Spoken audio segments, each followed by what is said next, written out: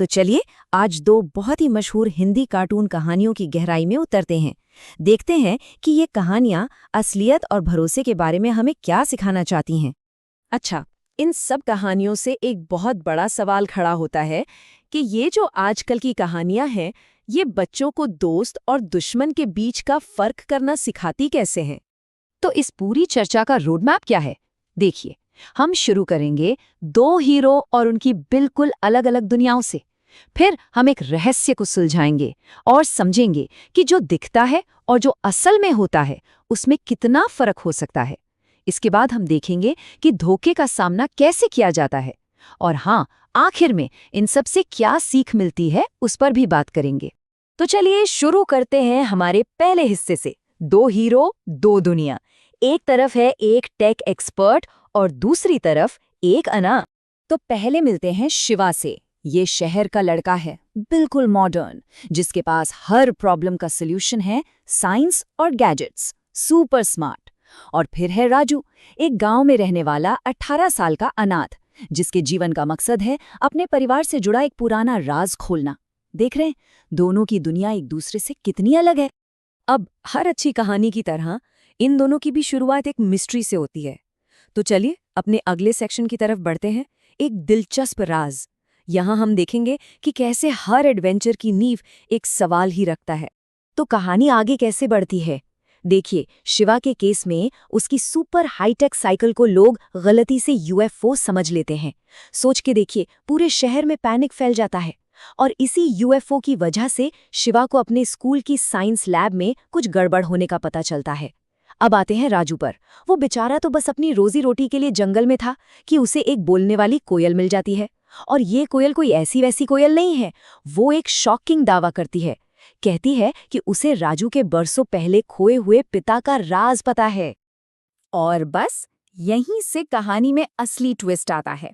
अब हम एंटर कर रहे हैं अपने तीसरे सेक्शन में, दिखावा बनाम हकीकत। मतलब जब सुराग आपको कहीं और ही ले जा रहे हों। लेकिन ठहरिए, इन दोनों ही कहानियों की सबसे दिलचस्प बात पता है क्या है?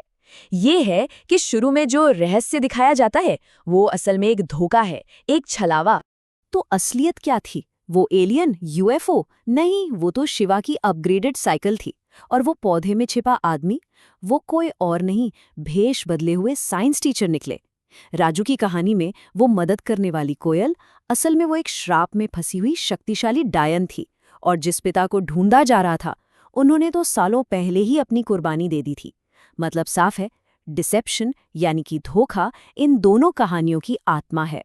और जब धोखे का पर्दा उठता है तो नतीजे कितने भयानक हो सकते हैं, ये हमें डायन के इन शब्दों से पता चलता है।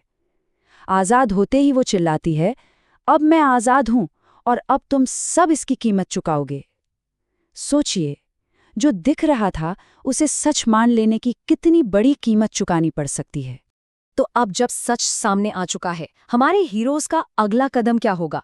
चलिए अब हम आगे बढ़ते हैं अपने अगले हिस्से की तरफ, धोखे का सामना। ये है इनके लिए मोमेंट ऑफ ट्रूथ। और यहाँ पर दोनों हीरोज बिल्कुल अलग रास्ते चुनते हैं।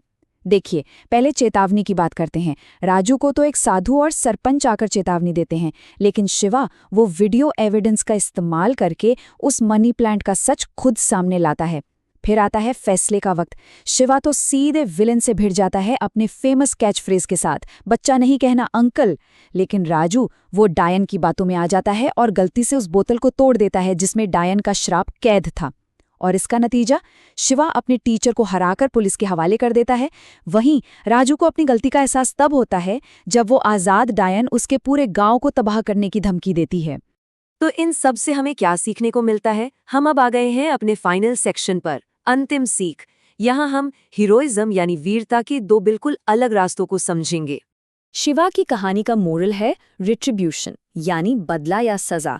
यहाँ हीरोइज्म का मतलब है डायरेक्ट एक्शन लेना, विलेन को एक्सपोज करना, उसे हराना और उसके किए की सजा दिलवाना, बिल्कुल साफ साफ जस्टिस। लेकिन राजू की कहानी वो बिल्कुल अलग है। यहाँ हीरोइज्म का मतलब है सैक्रिफाइस, यानी बलिदान। यहाँ वीरता का मतलब है खुद से पहले दूसरों के बारे में सोचना। अपने पूरे समाज को बचाने के लिए हीरो को एक पुरानी बुराई को रोकने के लिए अपनी जान देनी पड़ती है, बिल्कुल वैसे ही जैसे उसके पिता ने सालों पहले किया था। तो आखिर में इन कहानियों से क्या-क्या सीख सकते हैं? सबसे पहली बात कि बच्चों की कहानियों में भी धोखा एक बहुत जरूरी थीम है। दूसरी कि हर चीज वैसी नहीं होती जैसी दिखती है और ये काफी खतरनाक हो सकता है। हमने ये भी देखा कि हीरो बनने के रास्ते के अंजाम कितने अलग हो सकते हैं। एक हीरो जस्टिस लाता है तो दूसरा शहीद बन जाता है। और सबसे जरूरी बात, ये लेसन्स यूनिवर्सल हैं। चाहे शहर का मॉडर्न माहौल हो या गांव का ट्रेडिशनल, ये बातें हर जगह लागू होती हैं। और आखिर में ये पूरी चर्चा हमें एक बहुत ही बुनियादी सवाल के सामने लाकर खड़ा कर देती है। इस दुनिया में जहाँ इतना धोखा है, इतना भ्रम है, हम ये सीखे तो सीखे कैसे कि आखिर भरोसा किस पर किया जाए?